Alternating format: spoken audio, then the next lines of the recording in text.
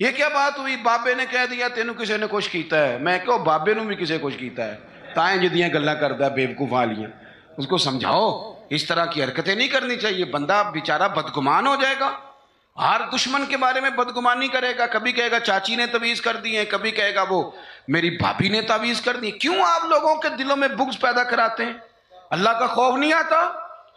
کیا کس طرح کا مذاق بنایا ہوا. اور قوم اس کو سمجھ ہی نہیں آتی. وہ تجھے جو کچھ بھی ہو جائے، کالا جادو ہو جائے یا نیلا ہو جائے، میرے اور تیرے رسول نے فرمایا ہے تم گھر میں سورت بقرہ پڑھو، تمہارے گھر سے جن بھی بھاگ جائے گا اور شیطان بھی بھاگ جائے گا. اسوہ حسنہ ہمیں یہ سبق دیتا ہے کہ اپنا ٹائم اپنی ذمہ داریوں پہ خرچ کریں، ادھر ادھر ٹائم نہ ضائع کریں. ہمارا ٹائم دوسروں کی ذمہ داریوں کا پتہ کرنے میں خرچ ہوتا ہے. یعنی جہاں بھی لوگ بیٹھیں گے کہیں گے فلانا کچھ بھی نہیں پہ کرتا، فلانا پیر دیکھو نا کڈا تگڑا ہے، کوئی کام نہیں کرتا، فلاں آدمی دیکھو کتنا مالدار ہے. تو یہ تو آپ کا ذمہ ہی نہیں. اس نے جو اپنی ذمہ داریوں کا حساب دینا ہے وہ اس نے اللہ کو دینا ہے. میری بات کی سمجھ آ رہی ہے؟ دیکھیں نبی پاک علیہ السلام نے دیوس کو پسند نہیں کیا. یعنی اس کے گھر میں بے حیائی ہو رہی اور کہ میں شریف آدمی ہوں کسی کو کچھ کہہ ہی نہیں سکتا، یہ دیوس ہے، بے غیرت ہے. کہ گھر کے اندر بے حیائی ہو رہی ہے اور کہتا ہے جی میں شریف ہوں، یہ شرافت نہیں ہے. شریعت اسلامیہ غیرت مندی کا سبق بھی پڑھاتی ہے. تو میرے نبی پاک علیہ الصلوۃ والسلام نے تصوف کا، طریقت کا، عبادت کا، معرفت کا یہ والا ذوق بھی دیا اور پورا دیا، اور اسے بھی چھوڑا نہ کریں. آپ یقین کریں جتنا مزہ سجدے کا ہے، کمال ہو گئی جتنا مزہ. ایک نا دوست میرے پاس آئے تو بڑے پریشان تھے اور ان کی چہرہ بتاتا تھا کہ بڑا رو رو کے آئے. پھر آ کے انہوں نے مجھ سے شکایت کی کہ اس طرح فلانے نے کہا ہے، یہ والی تکلیف دی ہے. تو حضرت صاحب کیا کریں، لوگ بلا وجہ الزام لگاتے ہیں. میں نے آخیا سچ دس کرما لیا جنہ سواد اج سجدے دا آیا ہی پہلا بھی کدی آیا صحیح. اس نے کہا نہیں. تو میں کیا پھر دا مطلب ہے دکھ دے چنگے ہوندے نے نا، یہ جب آئیں تو بندہ سجدہ تو کھول کے کرتا ہے نا، رب کے سامنے رو تو لیتا ہے نا. تو اسی لیے تو اقبال نے کہا تھا نا بچا بچا کے تو رکھ اسے، تیرا آئینہ ہے وہ آئینہ، شکستہ ہو تو عزیز تر ہے نگاہ آئینہ ساز میں. ٹوٹے ہوئے دل تو بڑے کمال ہوتے ہیں، ٹوٹے ہوئے دل تو بڑے کمال ہوتے ہیں. محبت کے لیے دل ڈھونڈ کوئی ٹوٹنے والا، محبت کے لیے دل ڈھونڈ کوئی ٹوٹنے والا، یہ وہ شے ہے جسے رکھتے ہیں نازک آبگینوں میں. میرے عزیز نبی پاک صلی اللہ علیہ وسلم نے وہ والا سبق بھی دیا اور ساتھ حضور نے مضبوط آثار. یہ ہمارے بچے نوجوان ڈرے ڈرے سے، پریشان سے، پتہ نہیں کیا ہونے لگا ہے، غریبی آ گئی، کام نہیں ملتا، حالات خراب ہیں، گھروں میں عورتیں روتی پریشان ہوتی، پھر ان کو وہ بابے بھی مل جاتے ہیں جنہوں نے اور کوئی کام نہیں. جمعرات والے دن سویرے 9 تو 11 تویز لکھنا ہے، تو پھر عصر تو مغرب تویز لکھنا ہے، تو پھر اتوار والے دن نویں سرے تو بس کر دیں یار، کوئی کسی بات کی حد بھی ہوتی ہے. مجھے تو نہیں ملا کہ حضرت غوث پاک کس دن تعویذ دیتے تھے. تعویذ جائز ہے پر کون سا ٹائم رکھا ہوا تھا حضرت غوث اعظم نے بتائیں تعویذ دینے کا؟ کوئی بتائے حضرت بہاؤالحق نقشبند بخاری کس تاریخ کو تعویذ لکھتے تھے؟ خواجہ اجمیر کی کون سی تاریخ تھی تعویذوں کی؟ وہ تعویذ نہیں دیتے تھے، وہ جو آتا تھا اسے رسول اللہ کا دین دیا کرتے تھے، وہ قرآن و حدیث کے سبق پڑھایا کرتے تھے. واپس آؤ، اصل کی طرف سفر کرو. یہ کیا بات ہوئی؟ بابے نے کہہ دیا تینوں کسی نے کچھ کیتا ہے. میں کہو بابے نو بھی کسی کچھ کیتا ہے. تائیں جدیاں گلاں کردا ہے بیوقوف والیاں. اس کو سمجھاؤ اس طرح کی حرکتیں نہیں کرنی چاہیے. بندہ بیچارہ بدگمان ہو جائے گا. ہر دشمن کے بارے میں بدگمانی کرے گا. کبھی کہے گا چاچی نے تعویذ کر دی ہے، کبھی کہے گا وہ میری بھابھی نے تعویذ کر دی. کیوں آپ لوگوں کے دلوں میں بغض پیدا کراتے ہیں؟ اللہ کا خوف نہیں آتا؟ کیا کس طرح کا مذاق بنایا ہوا. اور قوم اس کو سمجھ ہی نہیں آتی. وہ تجھے جو کچھ بھی ہو جائے، کالا جادو ہو جائے یا نیلا ہو جائے، میرے اور تیرے رسول نے فرمایا ہے تم گھر میں سورت بقرہ پڑھو، تمہارے گھر سے جن بھی بھاگ جائے گا اور شیطان بھی بھاگ جائے گا. تو پڑھو نا جو نبی پاک نے تعویذ دیا ہے، اس سے آگے کو تعویذ ہو سکتا ہے؟ چھوڑ دیں ادھر ادھر بھاگنا. اور بڑا مسئلہ ہو تو سورہ فلق اور ناس پڑھ کے سویا کریں. یہ دم ہمارے نبی پاک نے بتایا ہے. تو ساڈے نبی دی زبان ساڈے واسطے قرآن. اس لیے یہ کچی پکی باتیں، بزدلوں والی باتیں، وہ سانپ سے ڈرنے والے بعد میں رسیوں سے بھی ڈرنا شروع ہو جاتے ہیں۔ ابھی تک یار، مطلب اب تو مجھے غصہ آتا ہے، اتنا بڑا قد کاٹ ہے، جوان ہے، دور سے آ گیا، کہتے ہیں پیر صاحب کئیاں بندیاں نے میری کتاب کٹی ہے، انہاں میں نے دسیا بھی تینوں کسے کچھ کیتا ہے۔ میں نے کہا یار پاس کر، مطلب اتنا تو جوان آدمی ہے، تیری تو بات سن کے غصہ آ رہا ہے، کیا تو بات کرتا ہے؟ اللہ سے ڈر، اٹھ باندھ کمر کیوں ڈرتا ہے، پھر دیکھ خدا کیا کرتا ہے۔ اپنے اندر ہمت پیدا کریں، سنیں۔ حضرت انس بن مالک رضی اللہ تعالیٰ عنہ فرماتے ہیں، یہ اسوہ رسول کانفرنس ہے نا، تو دیکھیں ہمارے صحابہ ہمارے سامنے حضور کا اسوہ، حضور کے صحابہ کیا بیان کرتے ہیں۔ حضرت انس بن مالک کہتے ہیں ایک رات مدینہ شریف میں کونے سے خوفناک آواز آئی، شدید آواز۔ اب لوگ جمع ہونے لگے کہ ادھر سے آواز آ رہی ہے، کسی نے نیزہ پکڑا ہے، کسی نے تلوار منگائی ہے، لوگ کٹھے ہو رہے ہیں۔ یہ کبھی آ جائے نا کونے سے آواز تو مسئلہ خاصا بن جاتا ہے، ہوں تو تسی چپ کر کے پہ سن دے ہو نا، لیکن رات کو نا اگر بلی بھی ہو نا چھت پہ اور وہ کوئی چیز ہلکی ہلکی بجا رہی ہو، اندھیرا ہو گہرا، تو بندے سے موبائل نہیں نکالا جاتا تکیے کے نیچے سے، کہتا چپ کرو چپ کرو۔ لیکن تقریریں کرنا سننا آسان کا نا، کہہ دیتے ہیں سن لیتے ہیں بات ختم ہو جاتی، لیکن اس کی گہرائی میں تو اترے نا، حقیقت کیا ہے۔ یعنی خوفناک آواز آ رہی ہے، اور صحابہ دلیر لوگ تھے، پر وہ نیزے جمع کر رہے تھے، تلواریں نکال رہے تھے کہ جا کے دیکھیں ادھر کیا ہے۔ حضرت انس بن مالک کہتے ہیں ہم ابھی پروگرام بنا رہے تھے اس طرف بڑھنے کا، تو ہم نے دیکھا اللہ کے رسول اس طرف سے واپس آ رہے تھے، ہاتھ میں نیزہ پکڑا ہے، گھوڑے پہ سوار ہیں، اور ابو فرمانے لگے سو جاؤ چپ کر کے، میں دیکھ آیا ہوں، جانور لڑ پڑے تھے، وہ آوازیں نکال رہے تھے، دیکھ آیا ہوں، سو جاؤ کچھ بھی نہیں۔ حضرت انس کہتے ہیں کمال ہو گئی، رسول پاک کا وہ انداز بہادری والا، دلیری والا، وہ ہماری طبیعتوں کو جوان کر جایا کرتا تھا۔ با ہمت رہیں، با ہمت۔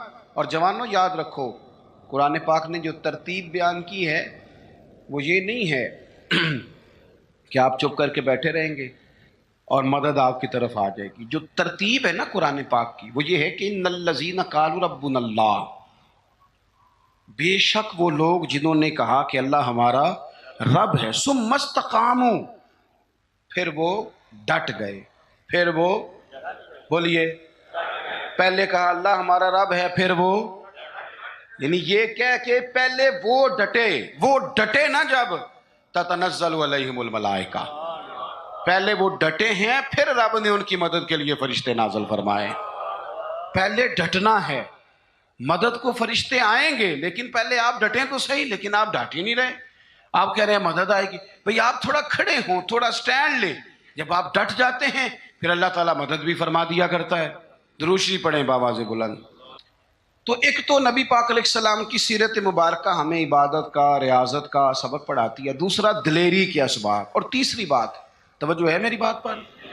یہ مووی بن رہی ہے جی، 2-4 لوگ بنا رہے ہیں، اگر سارے ہی آپ موبائلوں پہ لگ جائیں گے تو پھر تقریر کس کو سنانی ہے؟ دو ایک باتیں بس اور عرض کرنی ہے، آپ میری بات پر غور فرمائیں۔ اور تیسری بات حضور کے اسوہ نور کی، جس کو خاص کر کے اپنے ذہن کے اندر رکھیں۔ نبی پاک علیہ الصلوۃ والسلام نے نا مختصر وقت میں انقلاب برپا کیا ہے۔ حضور کا جو تبلیغ دین کا پیریڈ ہے نا، وہ صرف 23 سالوں کا ہے۔ کتنا؟ یعنی 40 سال کی عمر مبارک میں اعلان نبوت فرمایا، اور 23 سال آپ کو ہزاروں میں احادیث کا ذخیرہ ملتا ہے۔ نبی پاک علیہ الصلوۃ والسلام نے قافلے ترتیب دیے، مجاہدوں کی صفیں بنائیں۔ اس سارے عرصے میں حضور نے مسجد کی تعمیر فرمائی، رسول پاک نے اپنے صحابہ کرام علیہم رضوان کے دکھ اور سکھ میں شرکت فرمائی، حضور نے حج فرمایا، نبی پاک نے صدقات و خیرات کیے۔ اتنی ساری باہر مصروفیات، کافروں منافقوں کی سازشوں کے پردے کھول کر صحابہ کو بتایا کس طرح ان سے نمٹنا ہے۔ لیکن یہ سارا کہہ کہ حضور نے اپنے گھر والوں سے یہ نہیں کہا کہ میرے پاس ٹائم کوئی نہیں۔ یہ سارے کام بھی ہوتے رہے، اور حسن حسین حضور کے کندھوں پر سواریاں بھی فرماتے رہے، کھار میں بھی پورا ٹائم دیا رسول کریم، محبت فرمائی۔ یعنی اپنے اوقات کار کو اپنی ذمہ داریوں پہ لگایا۔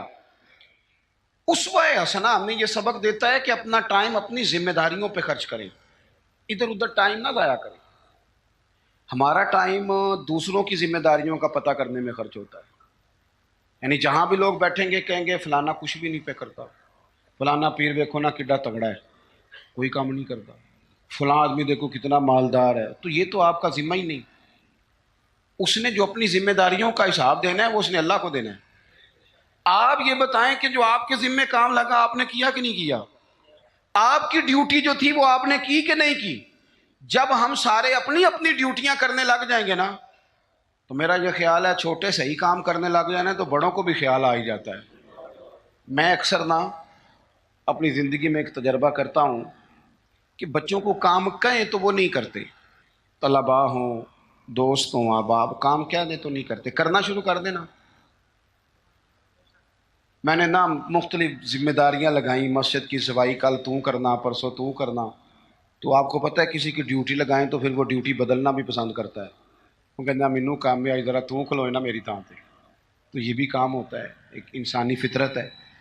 تو میں نے پھر سوچا کہ یار حد ہو گئی ہے، کمال بات ہے، مسجد تو اللہ کا گھر ہے، اور حضرت بابا فرید الدین مسعود گنج شکر جیسا بڑا آدمی تو نہیں نا دوبارہ اس دھرتی پہ آئے گا۔ تو بابا صاحب اپنے آپ سے کہتے ہیں اٹھ فریدا ستیا، وہ جھاڑو دے مسیت، خود کہتے ہیں، یہ نہیں کہتے کہ جھاڑو دے مرید مسیت یا شاگرد مسیت، اٹھ فریدا ستیا تے جھاڑو دے مسیت، اوے تو ستا ہے رب جاگدا تیری ڈاڈے نال پری۔ اور اگر نبی پاک صلی اللہ تعالیٰ علیہ وسلم مسجد نبی بن رہی ہے، حضور اینٹیں اٹھا کے لا سکتے ہیں، تو میرا خیال ہے اور بھی کوئی پیر صاحب چھاپر تھالا کوئی کام اٹھا لیں تو کوئی مسئلہ، کوئی مشکل نہیں۔ اگر سرکار بہت سارے کام کرتے ہیں، لوگوں کو سبق بھی ہم یہی پڑھاتے ہیں، تو اگر شیخ بھی کبھی کبھی اپنا جوتا اٹھا لیں تو کوئی اتنا یہ مشکل مسئلہ، کچھ مطلب ماحول اس طرح کا بنا دیا جاتا ہے کہ کام رہ ہی جاتے ہیں۔ میں یہ اکثر کرتا ہوں کہ میں اب کام نہیں کہتا، میں کہتا ہوں جھاڑو پکڑ لو نا مسجد میں شروع کرو، اور جب آپ پکڑ کے شروع کر لیتے ہیں تو پھر بڑے سارے آ جاتے ہیں کہتے ہیں سانو دے دو، تو آپ شروع تو کریں نا، لیکن جب کام شروع کریں گے پھر کام ہو جائے۔ اپنی ذمہ داریوں کا احساس کریں، وقت نہ ضائع کریں، اور یہ حدیث یاد رکھیں کہ نبی پاک علیہ الصلوۃ والسلام نے فرمایا خوبصورت مسلمان وہ ہے جو بے مقصد باتوں کو چھوڑ دیتا ہے۔ مقصد کی بات کریں، مقصدیت کی، ضروری کام جو ہیں ان پر ڈیوٹی۔ اور چوتھی اور آخری بات آپ کی خدمت میں یہ عرض کرنی ہے کہ ہمارے یہاں نا بہت سارے لوگ سمجھتے ہیں کہ ظاہری لبادے کا نام سیرت ہے، یہ تو ایک جز ہے، داڑھی پگڑی جبہ امامہ بہت ضروری ہے، لیکن ایک جز ہے سنت کا، ایک حصہ ہے سنت کا، چونکہ اسوہ حسنہ ایک کاملیت ہے، اس کے بہت سارے حصے ہیں۔ اپنے گھر والوں کے ساتھ بہترین سلوک کرنا یہ بھی سنت کا حصہ ہے۔ آپ دیکھیے حضور نے فرمایا تم میں سے بہتر وہ ہے جو اپنے گھر والوں کے حق میں بہتر ہے، اور فرمایا جا کے پوچھ لو میں تم سب سے بڑھ کر اپنے گھر والوں کے حق میں بہتر ہوں۔ یہ بھی ایک بہترین حصہ ہے، لیکن اسوہ حسنہ کا ایک بہت بڑا حصہ اور بھی ہے۔ غور کریں، میں حدیث ترمذی سے پڑھنے لگا ہوں، نبی پاک علیہ الصلوۃ والسلام نے حضرت انس بن مالک سے فرمایا اے انس ہو سکے نا، اور حدیث میں لفظ بڑے سونے ہیں، فرمایا اے میرے بیٹے انس، یا بنیا، اے میرے بیٹے انس، اگر ہو سکے تو صبح اس حال میں کرنا کہ تیرے دل میں کسی بندے کے لیے بغض نہ ہو، کسی بندے کی عداوت تیرے سینے میں نہ ہو۔ پاک ہوویں تے پاک ہی ملدا ہی، تے بنا پاکوں پاک نہیں ملدا، تے سارے جسم دے دھون دے نالوں اکو دھولا ٹکڑا دل دا۔ فرمایا انس اگر ہو سکے تو صبح اس حال میں کرنا کہ تمہارے دل میں کسی کا بغض نہ ہو، عداوت نہ ہو۔ اور اگلے لفظ پتہ کیا ہے حدیث کے؟ حضور فرمانے لگے یہ میری سنت ہے، دل صاف رکھنا یہ میرا اسوہ ہے، یہ میرا طریقہ ہے۔ ایک بہت بڑا حصہ دین کا دلوں کی صفائی ہے، یہ حضور نے فرمایا یہ میرا اسوہ ہے۔ دلوں میں نا بوجھ جب آتا ہے نا کسی کے لیے، میری طرف دیکھ رہے ہیں آپ کے موبائل دیکھ رہے ہیں، صحیح ہو کے بیٹھے نا ایک دفعہ دوبارہ سے، دیکھیں بھلا صحیح ہو کے کیسے بیٹھتے ہیں، جو نہیں صحیح بیٹھے۔ بات ختم کرنے لگا ہوں نا، آپ کی زیادہ توجہ چاہیے بھائی۔ جب آپ کے دل میں کسی کے بارے میں حسد آتا ہے یا بغض آتا ہے یا عداوت آتی ہے تو صرف اس کو نقصان نہیں ہوتا، سب سے زیادہ نقصان آپ کو خود ہوتا ہے، سب سے زیادہ خود ہوتا ہے۔ ہمارے صوفیاء نے ایک عنوان بیان کیا جسے شماتت کہتے ہیں، یعنی کسی کو تکلیف میں دیکھ کے خوش ہونا، یہ بہت بڑا بوجھ ہے۔ نبی پاک صلی اللہ علیہ وسلم نے فرمایا کسی کی تکلیف پر کبھی خوش نہ ہونا، ورنہ اللہ تعالیٰ اسے اس تکلیف سے نجات دے دے گا اور تمہیں اسی میں مبتلا کر دے گا۔ کیا کہا تھا میاں صاحب نے؟ دشمن مرے تو خوشی نہ کریے، اللہ کرے تو انو سمجھ آئے۔ اتنی سادی کر کے ہمارے بزرگ ہمیں بات سمجھاتے ہیں، کہتے ہیں دشمن مرے کیوں بلا، سجنا بھی تو مر جانا ہے، یہاں تو انہوں نے بچ جانا ہو تو پھر تو ٹھیک ہے، خوشی کس بات کی؟ دشمن مرے خوشی نہ کریے کیونکہ سجنا بھی تے مر جانا ہے، ڈیگر تے دن آیا ہے محمد تے اوڑک نو ڈوب جانا ہے، اثر تو ہو گئی ہے، پیچھے بچا کیا ہے، جانے کا وقت تو آ گیا۔ دل کے اندر بوجھ نہیں، آپ تنگ ہو جائیں گے، ورنہ ہر وقت اسی کے بارے میں سوچیں کہ اپنا کام رہ جائے گا۔ نکل آئیں اس معاملے سے بالکل آزاد، دل صاف، جو کر رہا ہے وہ اللہ کو حساب دے لے گا، اور اگر کبھی کسی کے لیے کرنا بھی ہو تو یہاں اسے دعوت دیں دین کی، یہاں اس کے لیے دعا کریں۔ ہم ساری زندگی لوگوں کو ڈسکس کر کے گزار دیتے ہیں، اپنی طبیعت سے بوجھ اتاریں۔ حسد، بغض، عداوت، کینہ، یہ سب بوجھ ہیں، یہ آپ کے دل کو وزنی کر دیں گے۔ آپ مشکل درویش کہتے ہیں ویسی کسی دے کچھ بھی نہیں لگتے تے نہ کوئی ساڈا دردی، اور حضرت بابا صاحب نے کہا تھا اٹھ نہ بھولیا، وہ چلو اتھے بسیے جتھے بس دینی ساری انے، نہ کوئی ساڈی ذات پچھانے نہ کوئی سانو منے، ورنہ بندہ مشکل میں آ جاتا ہے۔ آپ یقین کریں اگر بندے کو مسئلہ بن جائے نا، میری طرح کے لوگوں کو مسئلہ بن جاتا ہے، وہ تسی استقبال کرن نہیں آئے، تسی ہار لے کے کھڑے نہیں ہوئے، تم پتہ نہیں ماں بدولت آ رہا ہے۔ میں نے دیکھا ہے کہ جناب اتنی خستہ حالت ہو جاتی ہے، اور یہ کئی سیاسی سماجی لوگ، میں علاقے کا بڑا ہوں، میں یہاں سیاسی آدمی ہوں، میں سماجی، وہ بیچارے جلسہ سنن آ جان نا سرکار دی محفل، تو وہ بھی پیچھے بہ کے نہیں سن سکتے، وہ پہ تون اچھی کر کر کے نقیب نو دس دینے میں آ گیا ہوں، تیری مہربانی کر کو میرے نام دا بھی اعلان کسی طریقے۔ تو یہ تو دکھ ہے اندر کا، یہ تو آپ کو چھوٹا کر دے گا۔ بڑا تو بڑا ہی ہوتا ہے، وہ یہاں بیٹھے پھر بھی بڑا ہی ہے، وہاں بیٹھ جائے تو پھر بھی بڑا ہی ہے، صدر ایوان صدر میں ہو پھر بھی صدر ہے، اور اپنے گھر چلا جائے تو پھر بھی، یہاں کسی چیز کا افتتاح کرنے آ جائے تو پھر بھی۔ تو یہ بوجھ اتار دیں، حضور نے فرمایا یہ بھی میرا اسوہ ہے، اتار پھینکے آپ یقین کریں آپ روٹین کی زندگی جیئیں گے، آپ سکون میں آ جائیں گے۔ ہماری کئی دفعہ شان ہوتی کوئی نہیں میری طرح کے بندے کی، لیکن وہ خود ہی اپنی شان بنا لیتا ہے، خود بخود ہی بنا لی، خود بخود ہی ارادہ کر لیا، خود بخود ہی کہہ لیا میری، اس سے نکل آئیں۔